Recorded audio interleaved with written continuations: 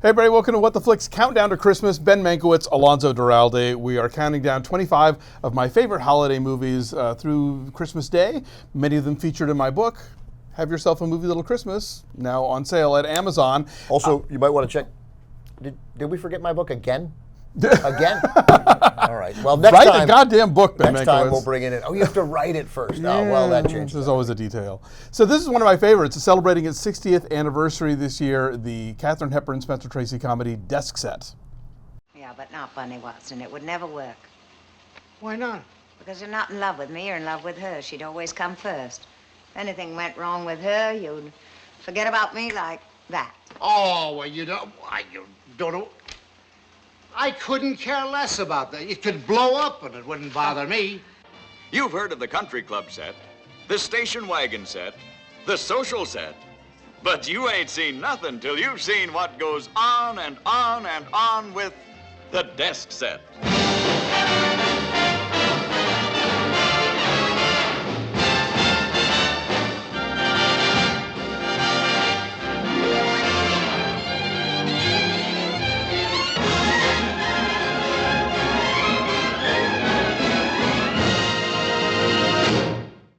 So this one, you know, I grew up watching this movie on TV, which is terrible because it is super CinemaScope, and there are a lot of, you know, like people on the phone sequences and in pan and scan. That was a nightmare. But you know, I grew up loving this movie. I thought it was hilarious. I loved the Christmas stuff in it. And then later, when I was reading about the Tracy Hepburn films as a whole, people were kind of, this was thought of as a lesser one. Yeah, they're wrong. Yeah, I don't know what that comes from. It might be the best one. It is my favorite. Well, Mine too. Let me put it this way. It has my favorite scene. The rooftop interview? Of course. The greatest. The best scene they have. You can't, that scene is so, and just, again, is to remind yourself that they weren't, you know, a lot of stars make it for a combination of reasons. Almost always that there's a significant amount of talent included in there too. Nobody really succeeds in this business just because they're handsome. Sure. Right. At some point, runs out. You got to have something else. You might milk a few years out of that, but they are so unbelievably talented, these two, and the way, because they're doing other business. He's reading. He's got paper in front of him. He's spreading it out. He's reading, and they're eating. And it's cold. It's cold. He's not cold. He never gets cold. No. She's freezing. They're eating, and they're eating bread and chewy roast beef like they're talking with their mouths full. And they're so good. There's a million business things happening. Yeah. And they're such a great scene. It's long too. In my head, it's 7 or 8 minutes. I don't know. I think you're right. Yeah. So and this is, you know, this falls in the category of, it's not all at Christmas, but the Christmas section of it is so significant that it becomes a Christmas movie. Yeah. You know, this is a. I mean, if you're going to limit Christmas movies to just movies that are entirely set at Christmas, right, yeah. or that sort of teach us the meaning of Christmas, well, right. then we have a problem. Yeah, no, that's why my book has, you know, Eyes Wide Shut and Gremlins and, you know, The Lion in Winter in there. And On Her Majesty's Secret Service. And On Her Majesty's Secret Service. So in this one, Hepburn plays Bunny Watson, who is the head of the research department at a fictional television network that happens to be located at Rockefeller Center. And Spencer Tracy is Richard Sumner, an efficiency expert who's been called in to work on the department. The librarians who work there, including Dina Merrill in her very first movie, and the great Joan Blondell, the great Joan Blondell, right, yeah. Are convinced that they are going to be out of a job, that he's going to put in a giant supercomputer. Right, that's his thing. That's what he's doing in various places. Right, in the supercomputer. He has developed a machine that they call the Emirac, which is this movie's version of the Univac, essentially. Right. And as he is spending time in the department and getting to understand what they do and how they do it, he and Hepburn obviously start falling in love, even though she is ostensibly in a relationship with Gig Young, who, you know, it's Gig Young, so, you know, he's not going to win the girl at the end. But one of the great things about the Gig Young character is that like, one of the things I like about this movie is that he's not a terrible guy. No. At all. I love her. He's just not Spencer Tracy. He's not Spencer Tracy, but he does love her, but he's committed to his job, and so he's taking her for granted. But I mean, He's not a heel. He's No. not cruel. Anyway, I like it. That's what I sort of like, is that they don't. Nobody is overtly or overly villainized. Yes, although he is kind of a douche. There's a great scene where Hepburn and Tracy get caught in the rain. He comes to her apartment and while he puts on a bathrobe while his clothes are drying out, and she makes dinner, and then Gig Young pops in and immediately assumes the worst. And Right, then, but even but that's because he loves her. He's jealous. Like, it's a moment of Sure, recognizing. he buries himself further by he keeps saying the last thing I would have expected was to come over here and find a man in the apartment. It's that's not helping. But you're totally true. but even then, again, it wasn't his best behavior, but it was human behavior. Sure, and at the end of it, he apologized. Absolutely, Yeah, no. yeah, He's not an asshole. I will give you that. And that scene, incidentally, also very funny, and ends with what was clearly an improv. Totally. Because Spencer Tracy just does this bizarre thing, and Katharine Hepburn and Joan Blondell just break die up laughing. laughing. They lose it. And they left it in, which is, now unfortunately that is what all screen comedy is. But back when you only got a flavoring of it, it was a lot more fun.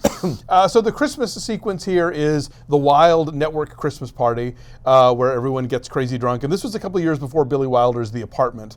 Both movies, I think, sort of capture the golden age of the office party where, you would have a few too many and hook up with one of the receptionists in a hall closet or something. A friend of mine said a friend of his who runs an office, or I don't know if he's the executive or whatever, but they have a big office, and in light of everything that's happening, they canceled their Christmas party. He said, I'm not bringing all my employees together after work when it's dark, when they don't have to work the next day, and giving them alcohol. And plying them with Right, booze. not going to do it. Not going to do it. Sorry.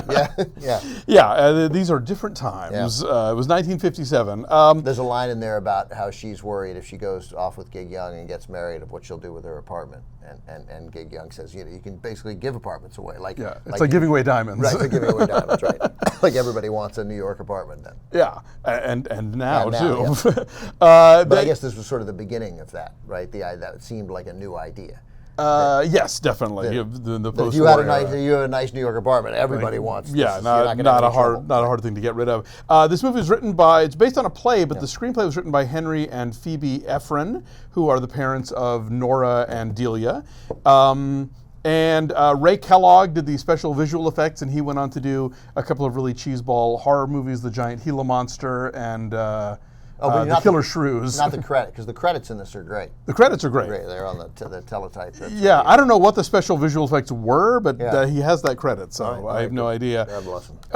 And if you are a persnickety about botany, there's some discussion of Katharine Hepburn's philodendron, and that is not a philodendron. Oh, is I that right? found out in the research, yes. All right, well, if you're going to do that, then I'm going to say, so the great thing is that these researchers, they're geniuses, right? Yeah. They find stuff, but they also know stuff, and so the idea is that all these network shows that need a plot point, We'll call the research department. Hey, we have a plot point where this person is a baseball expert in this case, and we need to. So, who had the highest batting average ever? And every serious baseball fan knows that's Ty Cobb, right? One of the worst people to ever engage in sports.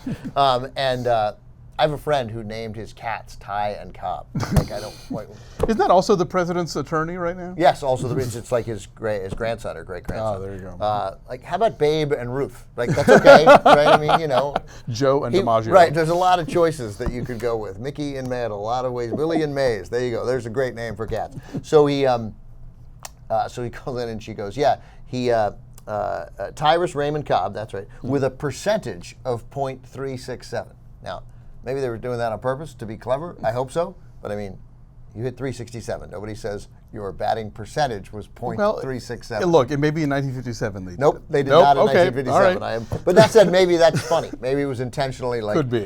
They know the facts. They don't always know how to say them, but right. they know them. Yeah. There's just and it's the kind of movie that you will go back to over and over again just to hear Katharine Hepburn recite long stretches of Hiawatha or curfew shall not ring tonight. She's right. She's literally the smartest. She is so smart that she could have worked in the West Wing. Pretty much, yeah. I think she could. She's the Allison Janney character's grandmother or whatever. Not the current West Wing. Heavens, no. Obviously, anyone can work there. All right, Desk Set from 1957. Check it out. Popping up on TCM this month. Do we know?